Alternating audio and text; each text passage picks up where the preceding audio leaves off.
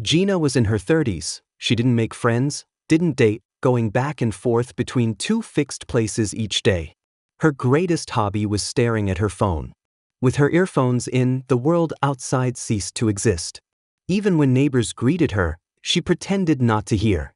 She avoided any unnecessary interaction with strangers and didn't want anyone invading her tightly closed-off world. After work, she would eat cheap takeout while watching cliché variety shows, trying to find a trace of joy.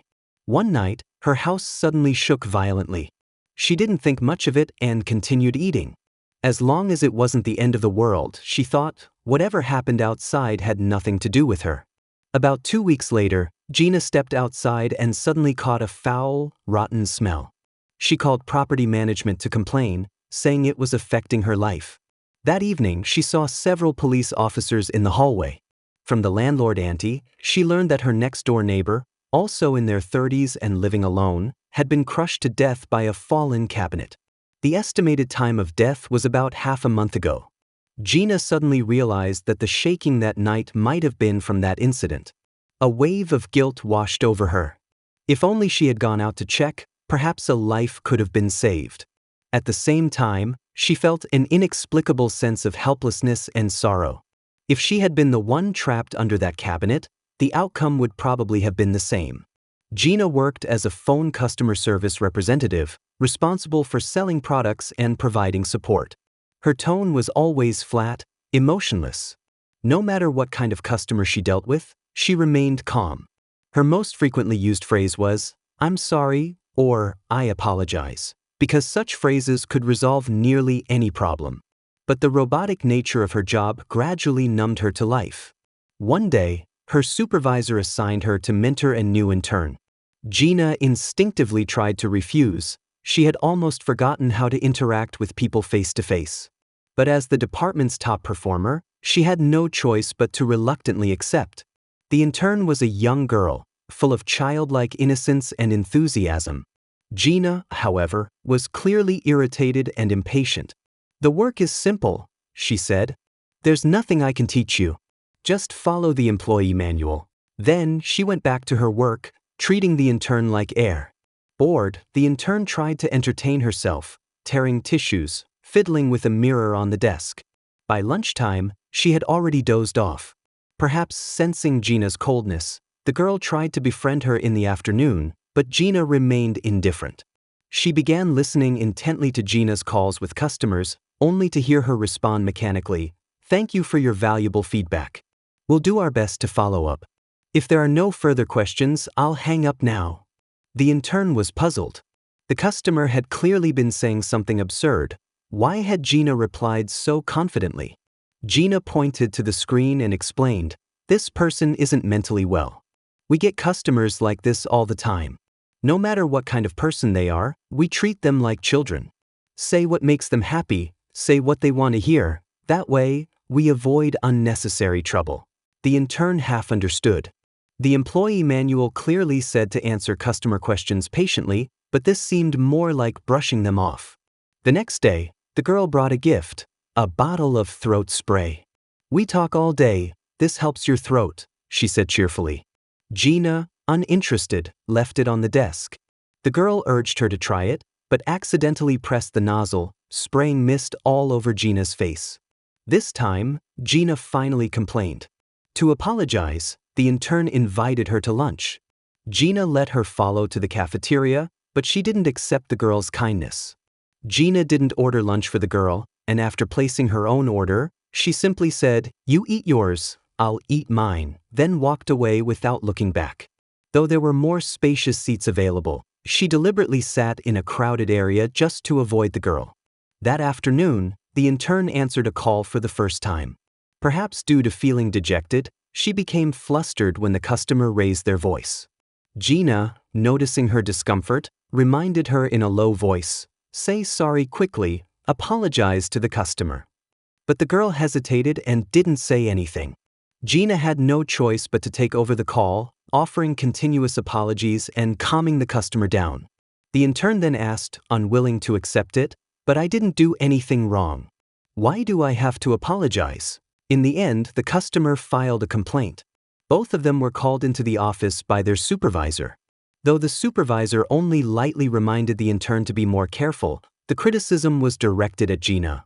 Why hadn't she trained the intern properly, and how could she allow such a basic mistake to happen right under her nose? Gina felt a wave of frustration. She had been doing her job just fine. Why had this extra task been forced upon her? After work, her father unexpectedly called and asked her to come home to sign a document. After her mother's death, she had left behind a modest-sized house. Originally, the will had named Gina as the inheritor. But now her father was suddenly changing his stance. Either she moved back to live with him, or she gave up her inheritance. Without a second thought, Gina signed the renunciation statement. She would rather rent a place on her own than live under the same roof as him. Her father had abandoned her and her mother when she was just a child. She had grown up entirely with her mother, and toward this man she hadn't seen in over a decade, she felt no emotional attachment, perhaps even unresolved resentment. Still, she couldn't help but open the surveillance camera feed. The cameras had been installed previously to monitor her ailing mother, but now they were her only way of seeing what her father was like. She watched as her father sometimes sat alone, dazed, or wiped tears from his face while touching her mother's memorial portrait. Gina couldn't understand. If he missed her so much, why had he left so heartlessly back then? One evening after work, Gina encountered a man with luggage outside her apartment. He was there to rent the unit next door and seemed curious why the rent was so low. Gina casually replied, "Because someone died in there not long ago," and hurried back into her apartment. Later that night, she turned on the surveillance feed again. Her father was having dinner with neighbors, her mother's portrait displayed prominently on the table. The warmth and laughter in the scene stirred an odd jealousy in Gina. Why was it that they were both living alone, but her father seemed to be doing better than she was? The next morning, Gina was woken by a loud commotion. It was the man from last night moving in. Helping him were 3 cheerful friends.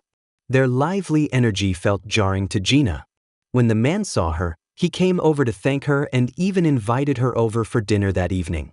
At work, the intern girl suddenly told Gina she hadn't been able to sleep the previous night.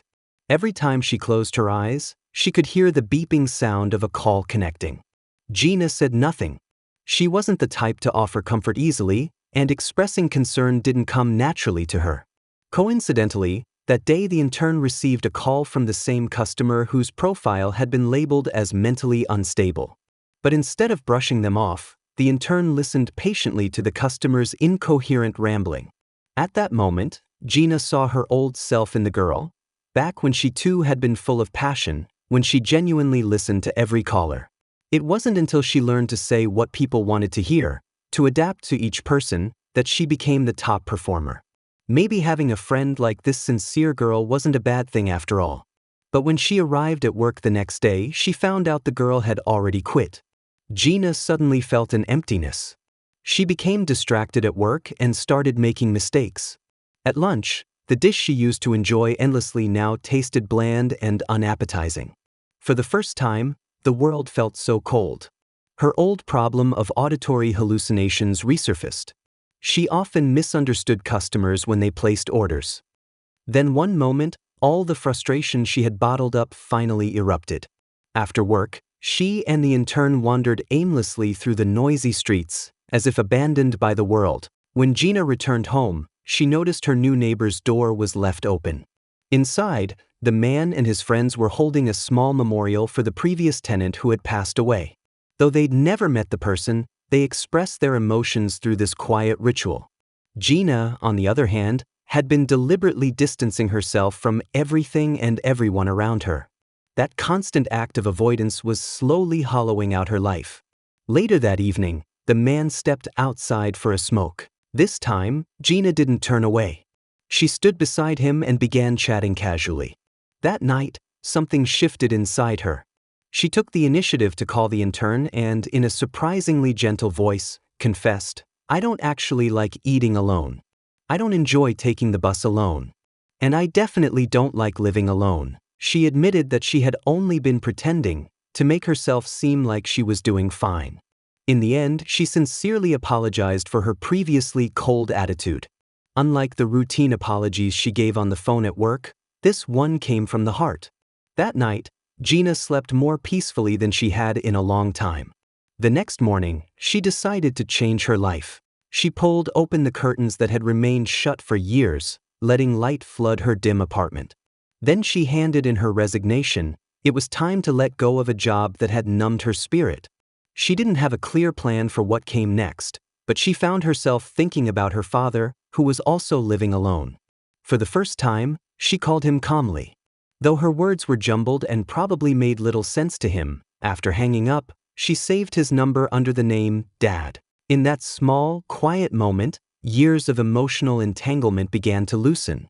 She made peace with the past, and with herself. Only by doing so could she be ready to welcome a new chapter in life. This may be a story with a quiet plot, but it reflects something deeply personal for many people. In this digital age, while physical distance between people has shrunk, the space between souls has only widened. Only when we learn to balance connection and authenticity can we truly experience a fulfilling life. Thanks for watching. Please subscribe and drop a heart and like the video to help our channel out.